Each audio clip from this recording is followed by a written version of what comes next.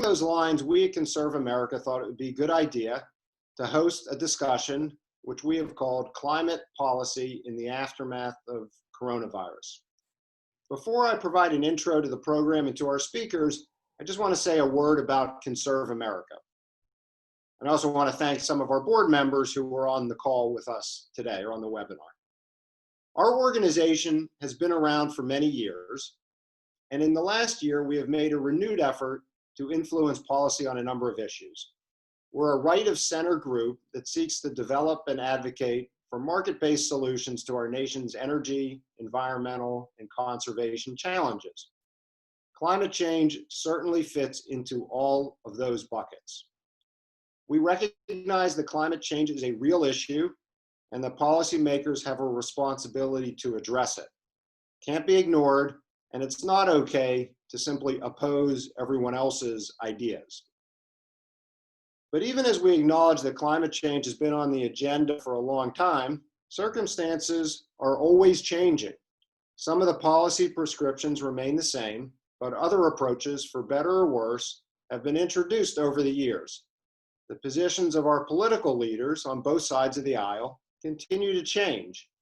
And then, of course, there are always external events that may mix up everything. So with that in mind, we're delighted today to be joined by two people who've been in the middle of these issues for a long time. You've seen their bios, and I'm not going to try and go through all of the things that they've done right now. But I will provide a brief intro. Dan Esty is a professor of environmental policy and law at Yale.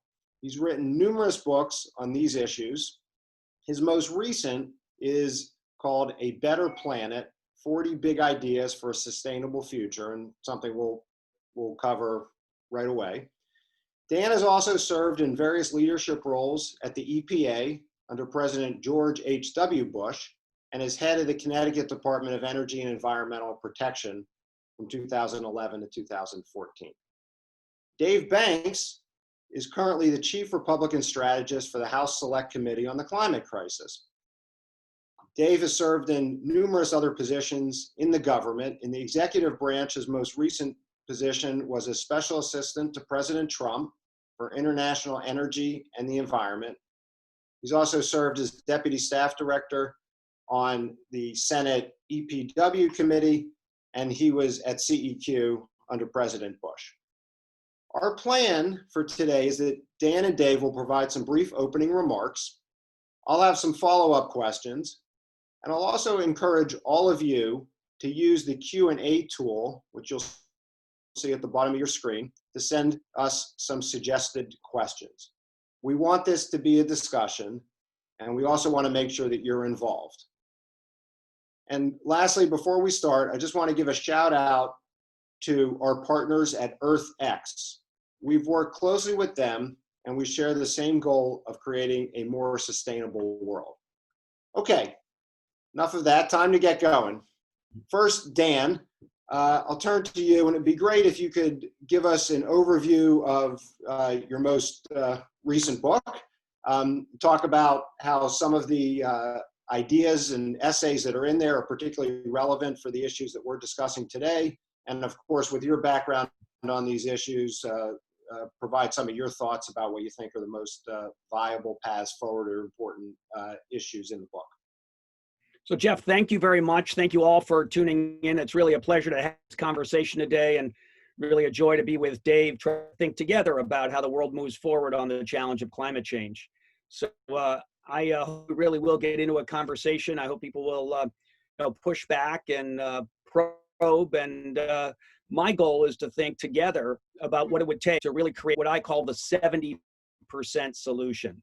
And my view is that a serious and thoughtful and sustainable response to climate change, sustainable through political swings of the pendulum, requires that you get about 70% of the public, 70% of the political congressional vote, for example, behind any particular solution. So that's what I've been trying to sort of think my way through to, and that's some of the work that went into this book that Jeff, you so kindly mentioned, the Better Planet book. And of course, I'm not the writer of that, I'm the editor, and the subtitle tells the story, 40 Big Ideas for a Sustainable Future. And the sort of principal reason for launching that book, and it's really the reason behind the conversation today, is the idea that if we can step back from the partisanship that often seems to dominate the world of Washington, there are actually quite a number of ideas that I think people might agree on. And it could provide some foundations for building not just a climate change policy, which is important, in fact, critical, but frankly, a broader commitment to sustainability and an environmentally secure future. Having said that, and I think it's important to acknowledge, my sense is that we are in a difficult moment. I don't have to, it's not a genius to say that. And I think the reality is the short term is going to be about the public health crisis, and the middle term, I think we're entering today. I'm in Connecticut, the last state in the country to really step back from a stay-at-home order. The middle term is going to be about economic recovery, and there are a lot of people suffering across the country, and that is the priority.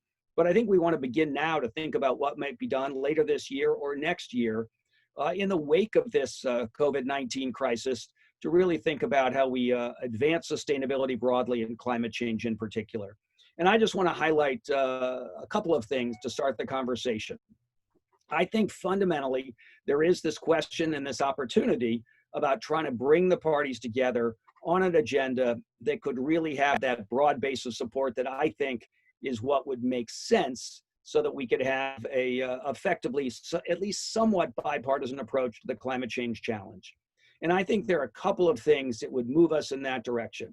One is to say that we want to get away from what I call the 20th century approach to environmental protection broadly and environmental regulation in particular. And that's where you have top-down government mandates as the core of the strategy. So I think if we do two things, move towards greater use of market mechanisms, try to create a more flexible, dynamic, innovation-oriented structure. So we're really going to try to use economic incentives to engage particularly the entrepreneurial class, but the creative spirits across the country and really around the world in bringing to bear fresh thinking on the technologies that might help us, but beyond technologies, fresh thinking about the finance for sustainable infrastructure and clean energy, fresh thinking about public-private partnerships, about how we engage the public in this issue. I think that would be huge. And second, I do think, our 20th century approach was very much top-down. I think we now know that this issue isn't actually solved by national governments. It really requires state and even city-scale efforts.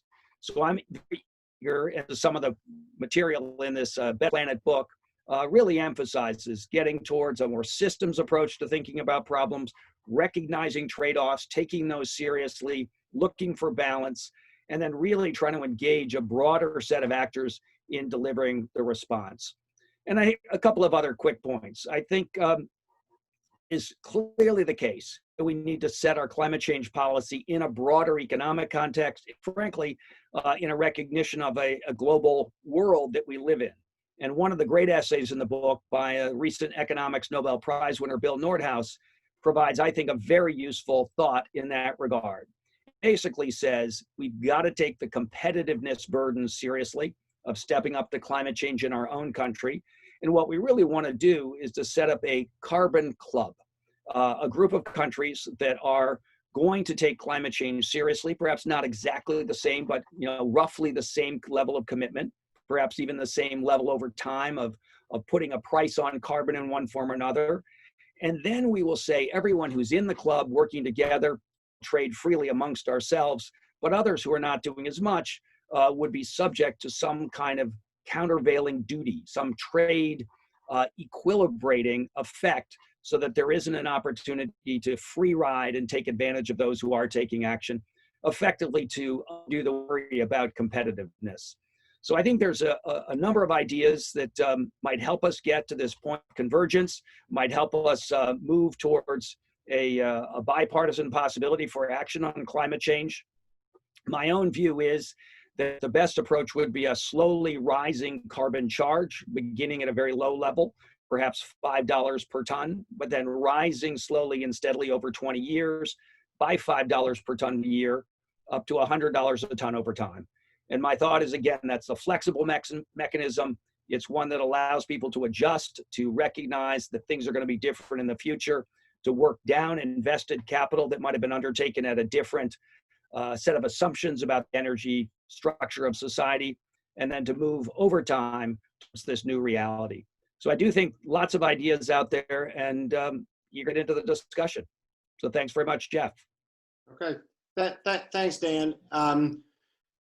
Dave, we'll turn it over to you for some intro comments. And it would be great, especially since you've been such a key part of the way the Republicans have engaged on these issues over the last decade or so, if you could even sort of start off by kind of giving us some overview of how you think the party has evolved and kind of where we are today. And then after we finish that, we'll get into some of the more current issues relating to coronavirus and everything else. Yeah, thanks a lot, Jeff. And it's great to be here. Really appreciate the opportunity to talk to folks. It's great to be here with Dan. I like I think some of the ideas that you're throwing out there are interesting. It is really important for us to kind of step back and look at the GOP, where the GOP's been, where we are now, and perhaps, where we're headed as it pertains to climate. A lot of people forget that the Reagan and Bush 41 administrations were actually primarily responsible for developing U.S. international climate and environmental policy through the UN Framework Convention on Climate Change and the Montreal Protocol. Obviously, a lot has happened between then and now. I get asked this question, why is there such a difference today? Look, in my opinion, I would like to talk a little bit about the disastrous handling of the Kyoto Protocol, because I still think that we're suffering from a little bit of that hangover. It was an agreement that obviously was flat out horrible, would not work for the United States. And we had essentially unanimous Senate position acknowledging that. I think Bert Hagel, if I remember correctly, was 95-0. But the Clinton administration still signed it. And then the environmental community rallied around it and made it a litmus test. You either support Kyoto or you're not good on climate. And I think that false choice helped create this dynamic today between the GOP and the environmental community and the Democratic Party in general. Now, as a party, I think we've been a little lazy. I think we've allowed the other side to define what a climate policy should be and what it should look like. And Democrats, God bless them, have come up with a lot of bad ideas sometimes I blame the Europeans for this, but they borrow from the Europeans, who are notorious for coming up with climate policies that don't really work, that aren't that effective. So it came down to another false choice for Republicans, that if you accept the problem, then you're somehow stuck with Democratic solutions, and that's just not true. Worse still is that we've allowed Democrats and the Europeans, let's say Northwest Europeans, to define the facts, which don't necessarily reflect global realities, whether how the world works, what countries will and won't do, what are the economic priorities, and what's really happening in global energy markets. Or maybe it's better to say that we've allowed the other side to ignore the true facts and then get by with it because we're not actually engaged on the topic. We often argue, and this is, we're pretty serious about it, is that Republican principles, supporting the market, supporting innovation, are far more effective in reducing global emissions than imposing, these top-down regulations or backing mandates and subsidies for this or that, getting back to what Dan mentioned there. Helping Republicans understand that is the first step. The second step is helping Republicans understand that it's in our interest to counter, what we would consider to be detrimental policies coming from the left, right? The anti-fossil fuel policies, the policies that can undermine U.S. competitiveness, that are certainly a risk to our economic security.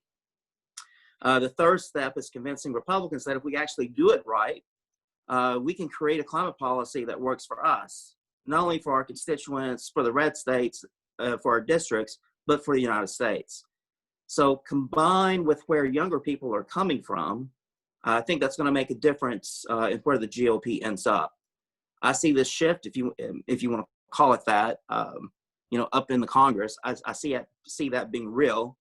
For the president, if he's reelected, I do think it comes down to staff. I know some folks might be like, well, I don't see that, but the president is not an ideologue when it comes to climate. He views climate policy through the lens of, how does this impact U.S. competitiveness, U.S. jobs, and his concerns are valid if those policies, or if we adopt, some of these top-down policies that are pushed by Democrats or the West Europeans. If you can convince the president that there's a climate strategy that actually gives the U.S. a competitive advantage, particularly as it pertains to China and global markets, I think there's a good chance that he's game. So I'll just end it there. Thank you.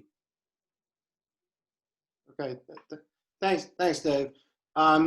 You've talked in the past, and I know Dan's engaged on this, about having a common set of facts for the dialogue, for people to begin to get to the 70% that Dan's mentioned, in agreement on different things. And it does seem like there's increasing, there's clearly polarization out there and disagreement on some of the basic facts about climate change. How do you assess that from a Republican standpoint, Dave, in terms of sort of agreeing to those sets of facts? And can you articulate what those are? And then Dan, if you want to weigh in as well from your standpoint about how you see the best way to get to that sort of consensus that you think is important to try to hit. Great. Well, good question. I mean, if you're looking at what are the basic facts that Republicans are tabling as it pertains to climate policy, right? That I think are key to reaching some type of consensus or national consensus here. A few things.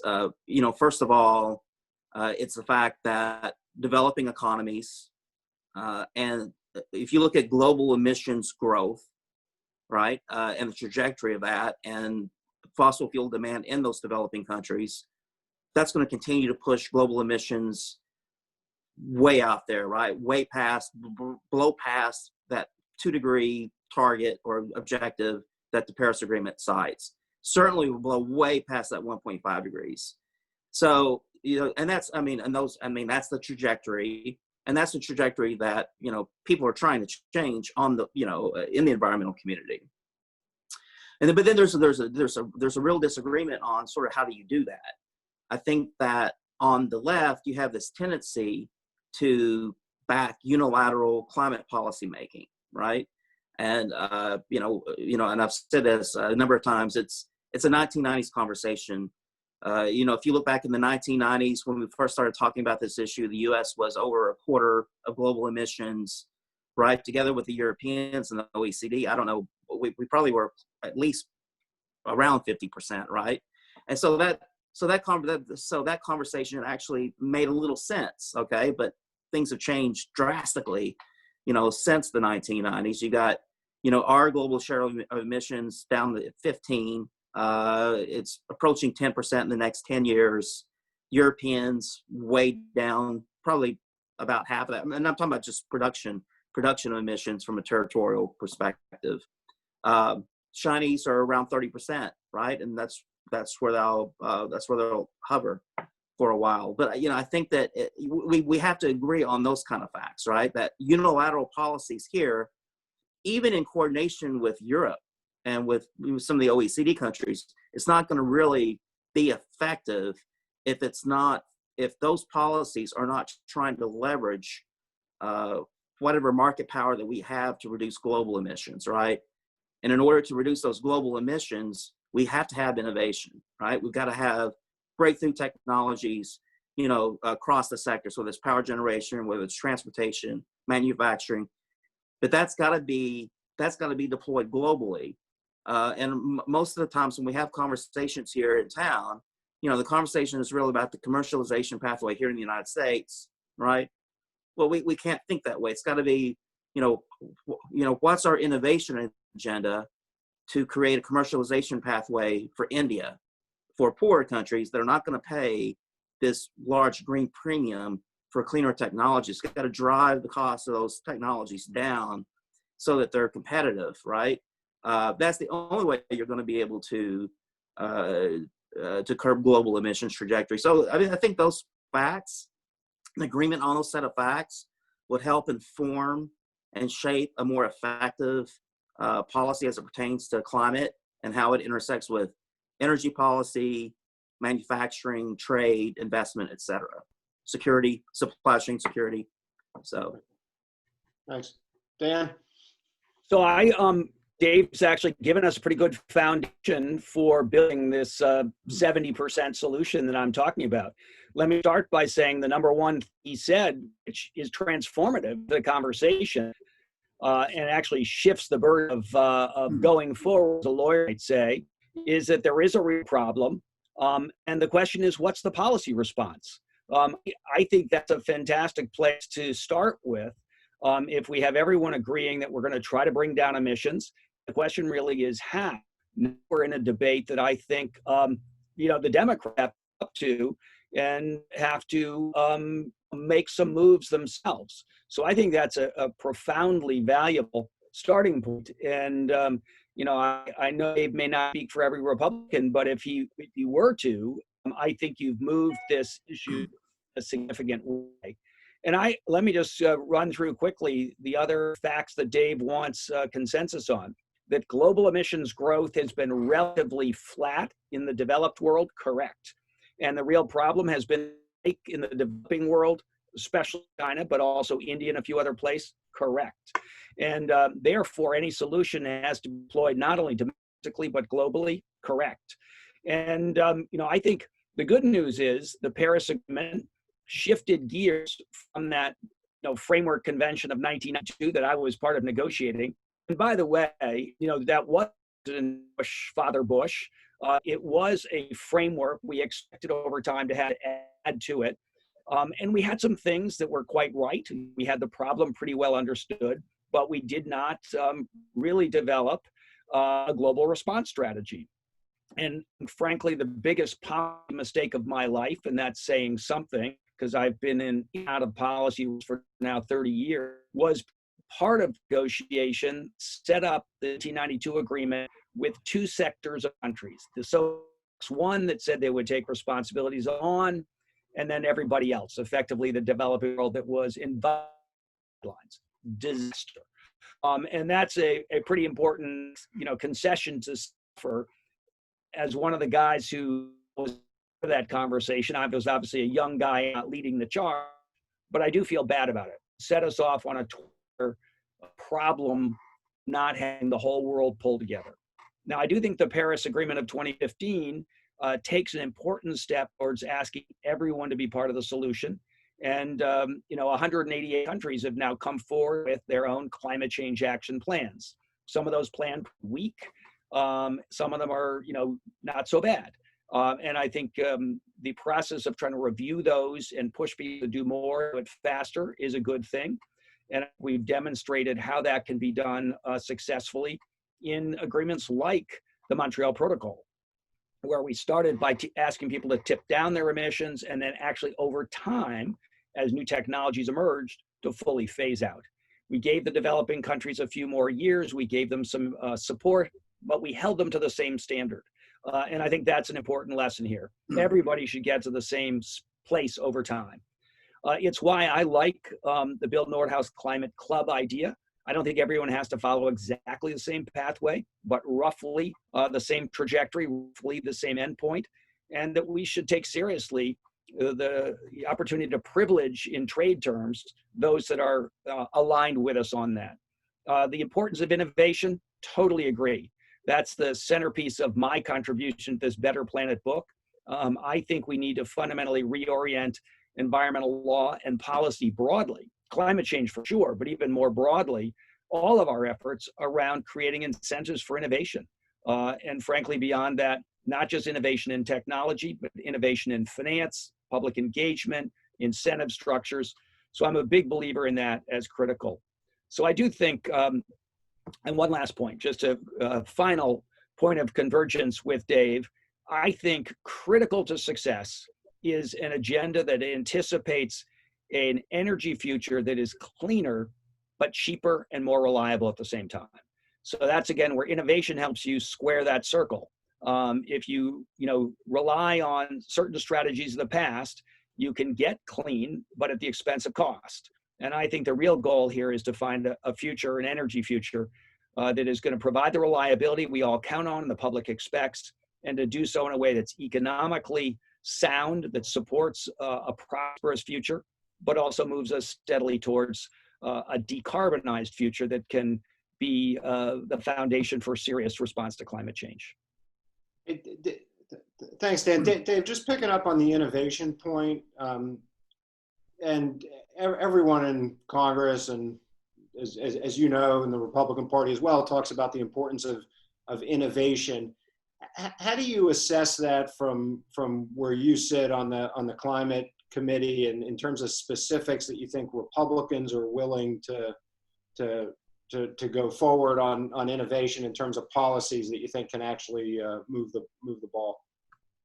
Yeah, thanks. So yeah, I think the vast majority of folks out there, across the Congress, support innovation, right? I think it comes down to, I mean, any kind of sort of differences there usually center on, what does that mean? And then what are the incentives? What's the role of the federal government, the private sector? How do you drive innovation? Some folks will say you have to have a price on carbon to drive innovation. You have to have it. You have to have a much more significant role of the federal government in doing it. I think that just in general, from a GOP perspective, yes, there is a role for the federal government in the R&D piece and in the regulatory reform piece, right? Things that we can do to help incent innovation, things that on the R&D front, the private sector won't do by itself. There's probably concerns about, if you pursue the wrong approach, then you're crowding out private sector R&D, or you're subsidizing what industry would do otherwise, right? So there are some, there's some nuances here. And I also think that, at least on the innovation front, on the left, there seems to be growing hostility towards, I don't want to say maybe hostility is the wrong word, but folks certainly aren't that comfortable talking about innovation for fossil fuels, right? There seems to be this narrative, within the environmental community, that we use the innovation. Republicans use the innovation for fossil fuels to sort of prolong fossil fuel use, right? And that it's some type of fantasy that we're perpetuating, and in order to keep fossil fuels out there. And so you have a number of Democrats, therefore, who kind of stepped back and said, this is a fantasy. We can't innovate on fossil fuels, so therefore we should just keep fossil fuels in the ground. Okay. Well, this is linked back to to our conversation about what the facts are, and how indispensable it is for us to have those breakthrough technologies that will address fossil fuel use.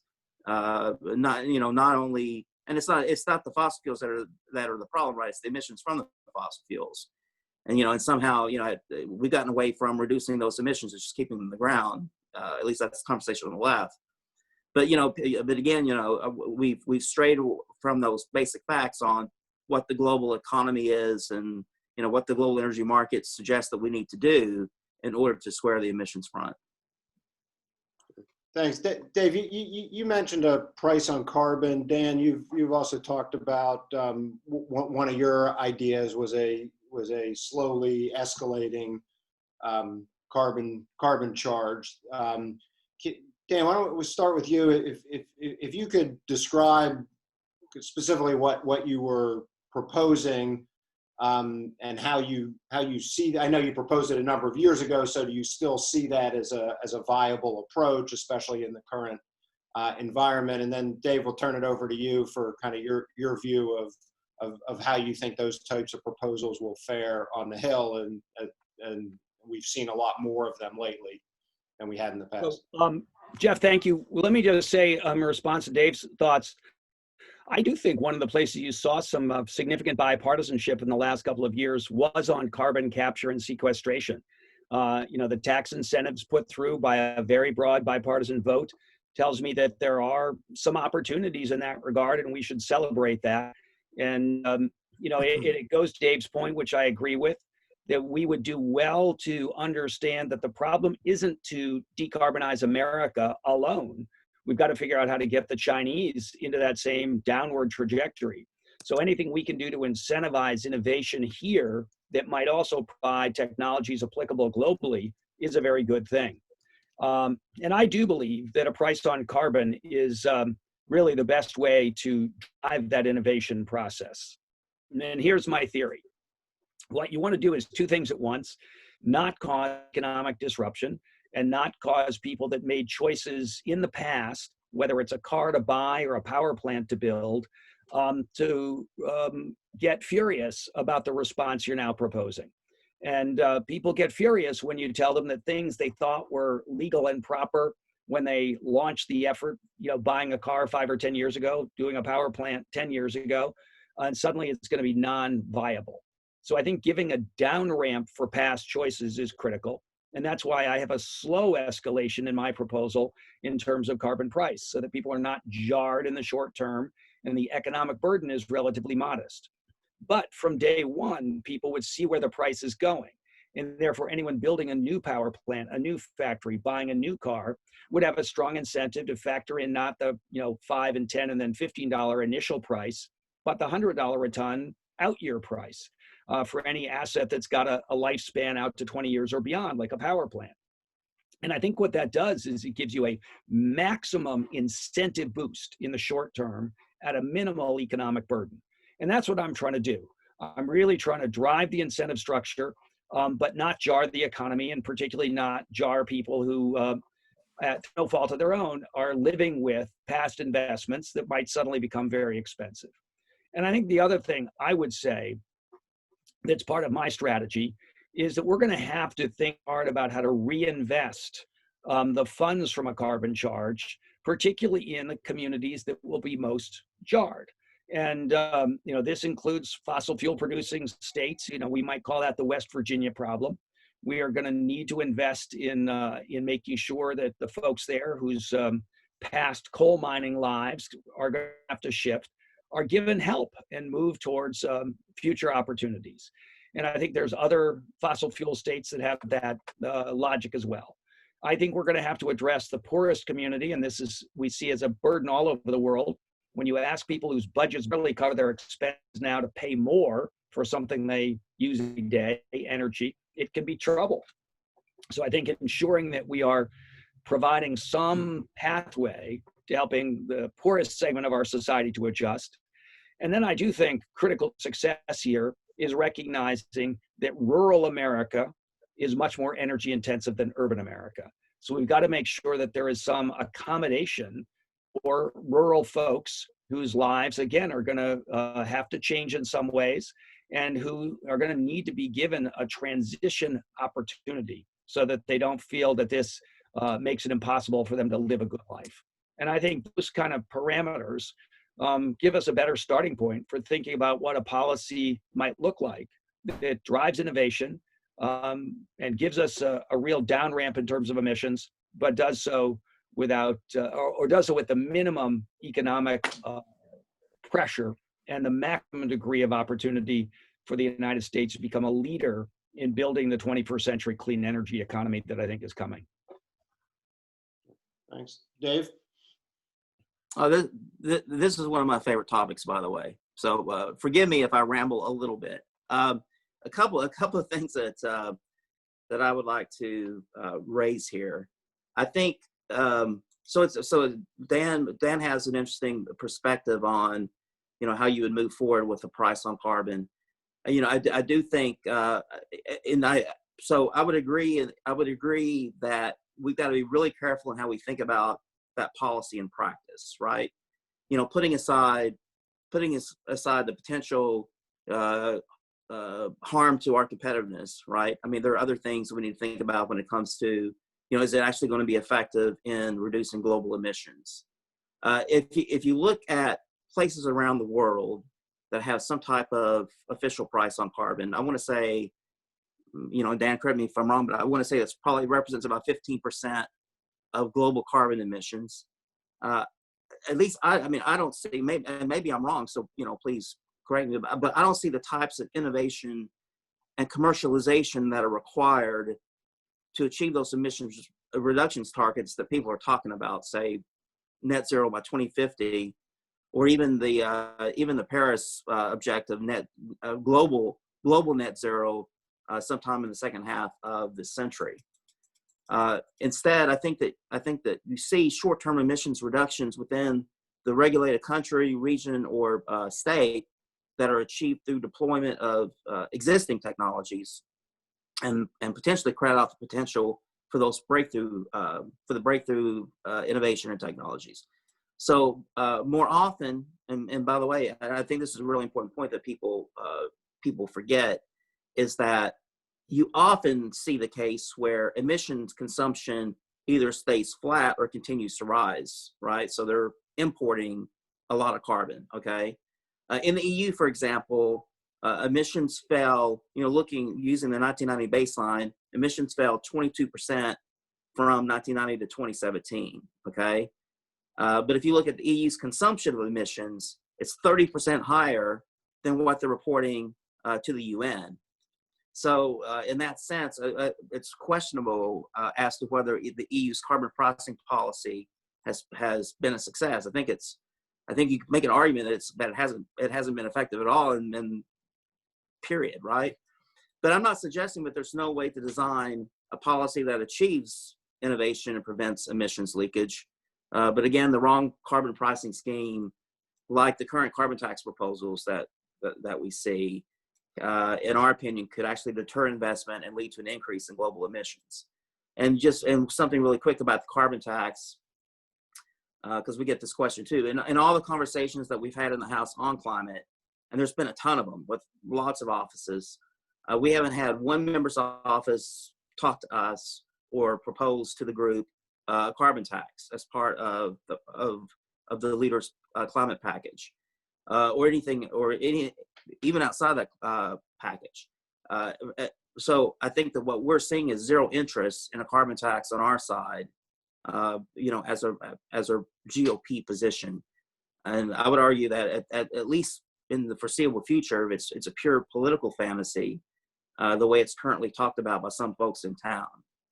On the fossil fuel piece, I would let me table this.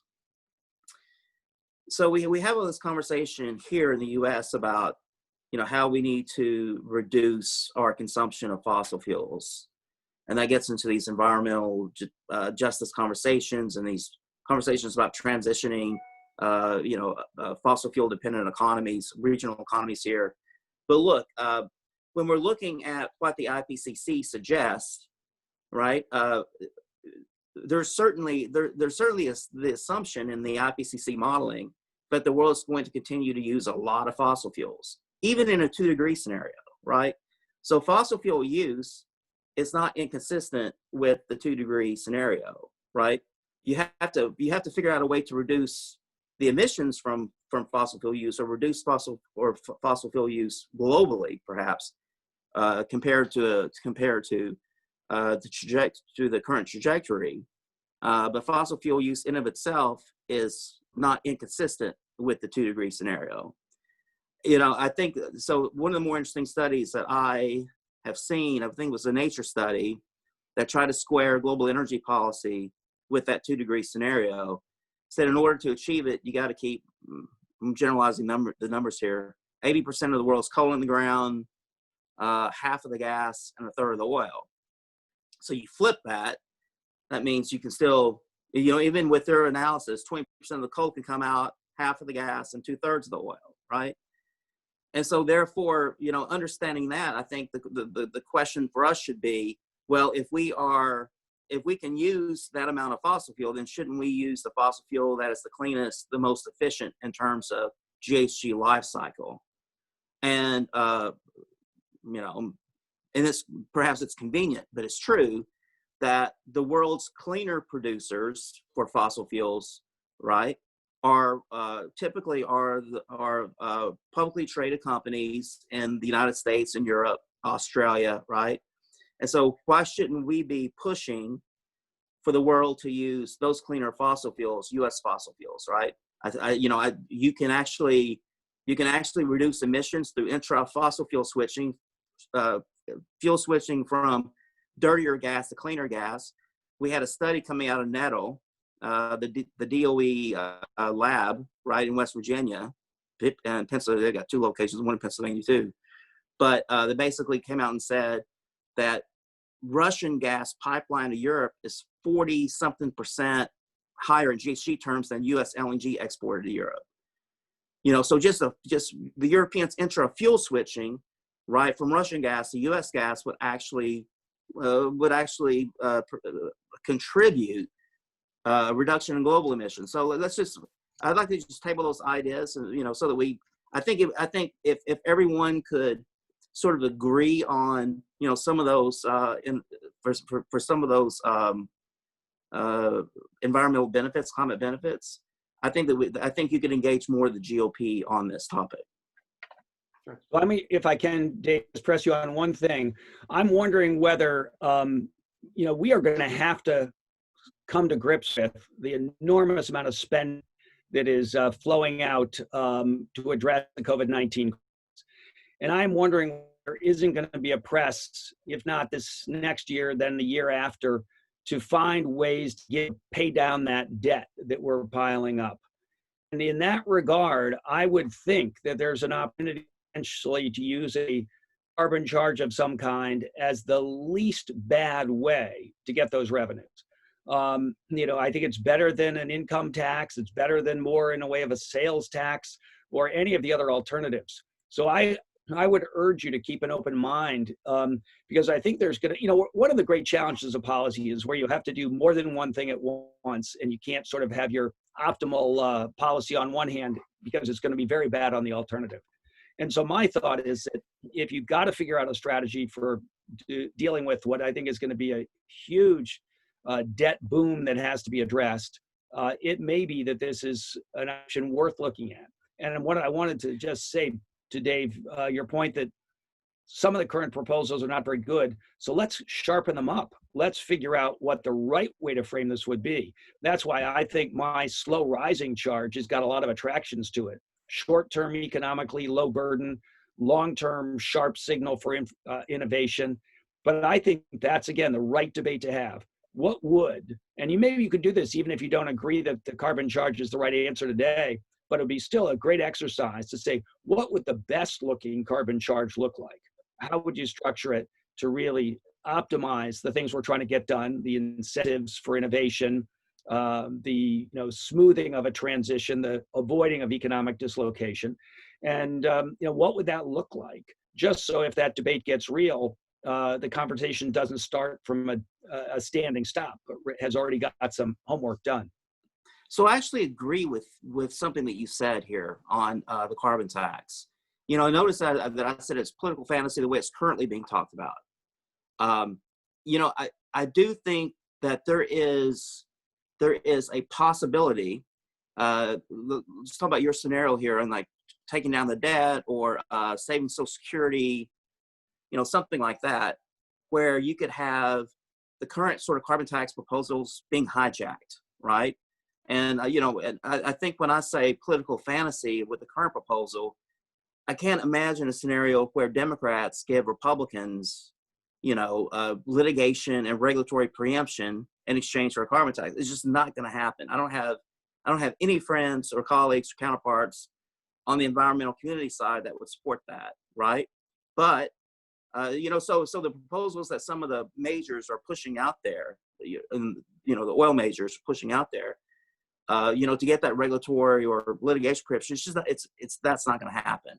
But you could have a scenario where, again, you have a program like Social Security that needs revenue, and then you go for a carbon tax, right? So it's interesting. Well, all that you're saying says to me that what we really need is to get into the details, because there are points of overlap that people haven't explored because they haven't been really to have the conversation we're having today, which is really push back and forth on what are the problems with the current proposals, how could they be refined, when and where would there be an opportunity for overlap of interests and for compromise. I guess I may be the last guy who thinks that compromise is the good word, not a bad word. But I do think that that's what it's going to take here to really come up with a serious response on climate change of any kind. There's going to have to be some give and take. And, by the way, I'm very happy to not do carbon charging if there's a better way to bring down emissions. But I just want to keep it on the table because I think from my own experience as a federal and state, energy and environmental regulator, that the goal that I see is you want predictability, you want certainty, you want people to have clarity, and you want to have flexibility. And in many regards, and this is why I think, ConservAmerica has always been pushing market mechanisms. The market mechanisms give you the best possibility of getting those other issues into your policy response strategy. So I would urge all of us on this conversation to keep open the question of what is the right policy and how do we achieve these other goals that we care about in terms of making sure that it fits with our existing policy framework and supports and doesn't undermine these other goals like innovation. Okay. Speaking of give and take, I want to turn a little bit to the current state of play and the monkey wrench that coronavirus has thrown into everything that we're dealing with now. And Fatih Birol, for instance, at the IEA has talked about, as governments begin to engage and provide stimulus, that there should be a green stimulus that focuses on clean energy and climate issues. What we've seen as Congress has passed 3 relief packages and as the House passed the HEROES Act, basically along party lines, last week, there really hasn't been anything that's specifically directed towards climate or towards clean energy. There's many groups that aren't particularly happy about that. So Dave, why don't we start with you? What's your assessment of why that's been the decision thus far of the Democratic leadership in the House to not include some of those pieces, and how do you see going forward the inclusion of climate-related provisions in coronavirus-related legislation? That's a good question. So let's talk about some of the activity that we've seen. So you probably saw Pelosi's proposal probably, I don't know, a month ago, that plugged an aviation emissions program. They had some stuff on ESG for corporate governance, right? That certainly were designed to, push, major climate policy agenda items. And this wasn't done through any kind of really regular legislative process, right? At least as far as I know. The aviation emissions piece, for example, hadn't been introduced through committee. It was something new that they dropped in, and it certainly reflected what we, the GOP, would consider as being, components of the Green New Deal, right? I think that the polling, if you're going to ask me why they haven't pushed it more aggressively and why it didn't show up in this latest bill that they passed, I think that it's the polling. I think the polling came back, as it pertained to the speaker's proposal a month or so ago, didn't look good. Americans want the Congress, want the federal government to focus on, getting folks back to work, reopening the economy, figuring out how to guard against a future wave. That's the focus, right? I think that, the majority of Americans out there, and I think the polling would show it, want that to be the case and don't want, either party to use the pandemic as a legislative vehicle to push, whatever their ideological agenda is. And so I do think I think it's important to recognize that. If I'm trying to explain why it didn't show up in the latest bill, I think that's probably it. Again, I'm open to being critiqued here on it. On the GOP side, look, we want to focus on the crisis at hand, and make sure that we achieve those things that I was just talking about. It's hard to tell the future, right? Are we going to have another package at some point? Maybe, our folks are on the GOP side are certainly really reluctant to do that. But if it does happen, we'll see if the Democrats, pull together some type of clean energy climate wish list, and then we'll have to figure out, how the GOP responds to that.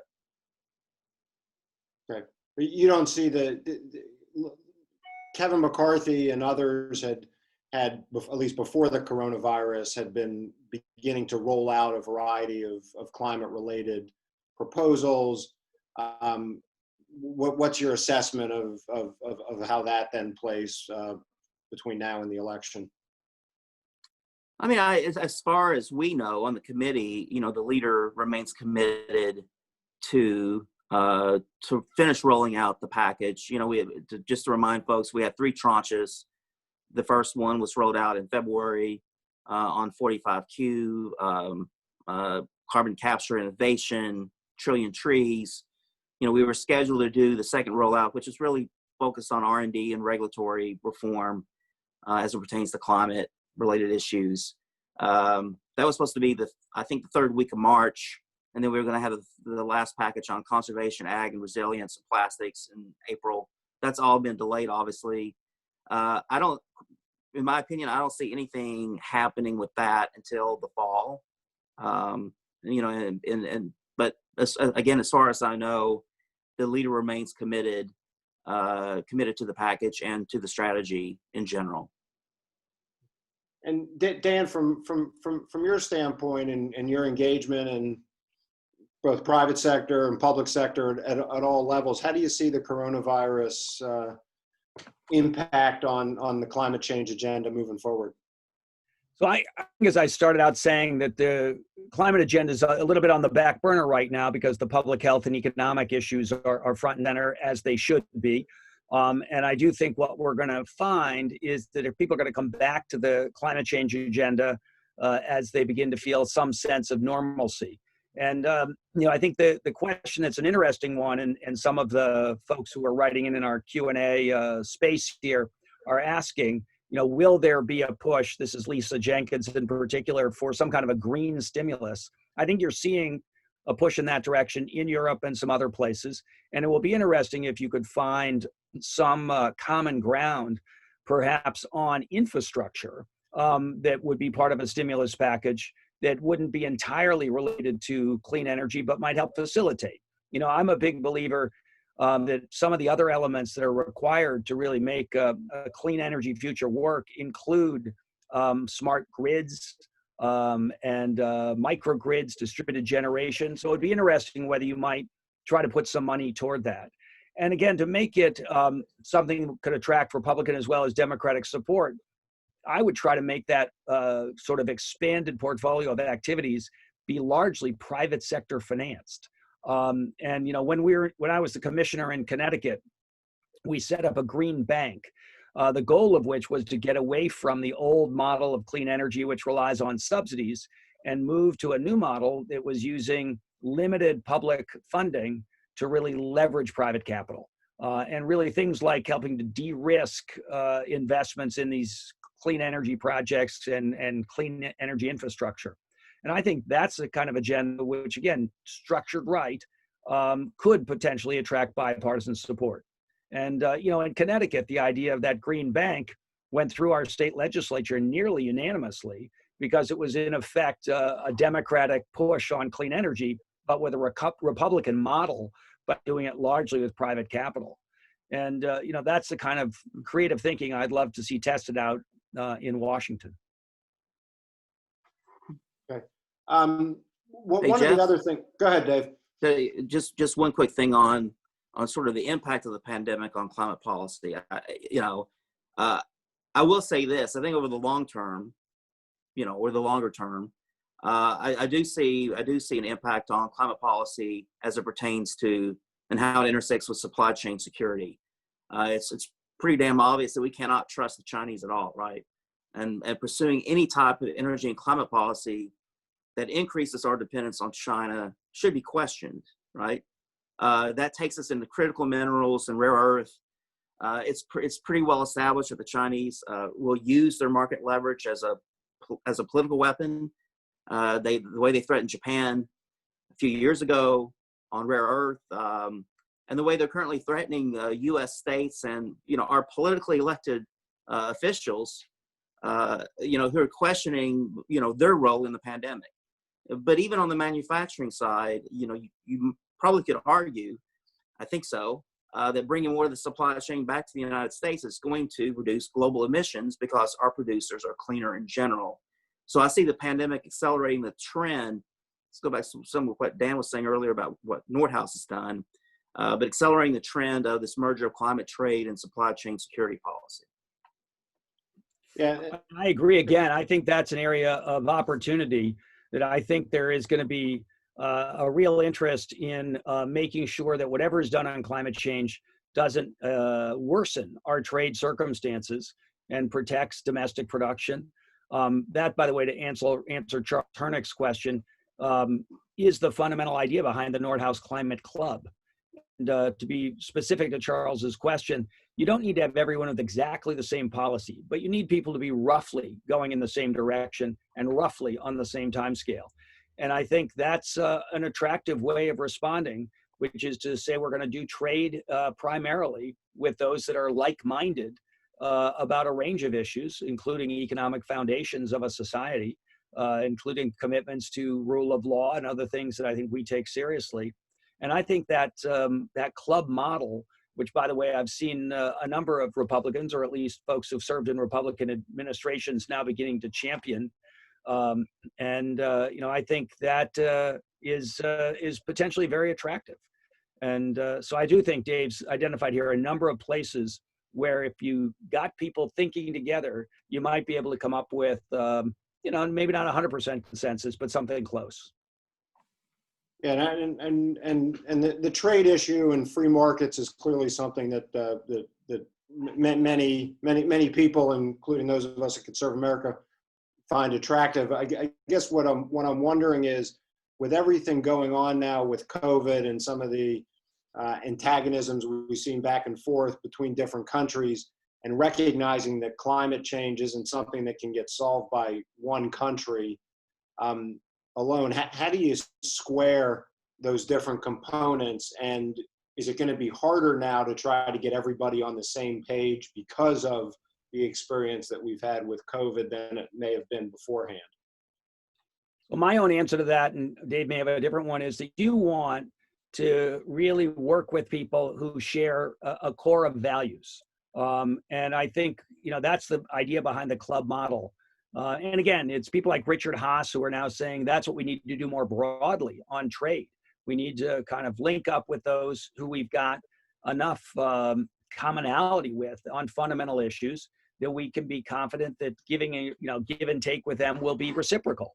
And I do think that's the fundamental issue here, is that we have not had good guarantees of reciprocity in trade. And I think, that's part of what people are going to want to look for. And I think to some extent that will be folded together with response to climate change. Okay, thanks. Dave, I don't know if you have anything particular to respond to that, but we are getting up on an hour. And so I think we're gonna wrap things up. I'd like to turn it over to each of you for any closing comments that you have, and then we will finish up. So, Dave, over to you first. No, thanks. This has been terrific. Really, really appreciate the exchange and, hearing Dan's ideas. On climate, look, I do think that we do have the potential for some bipartisan agreement. Even putting aside, the big sort of climate policy issues, like, whether it's regulation or carbon pricing, whatever it is, right? But I do think there's potential for, some bipartisan agreement on agriculture, conservation, resilience. I'm sure there are pieces of the innovation agenda where you can have reach bipartisan agreement on. So there's certainly things that we could do now.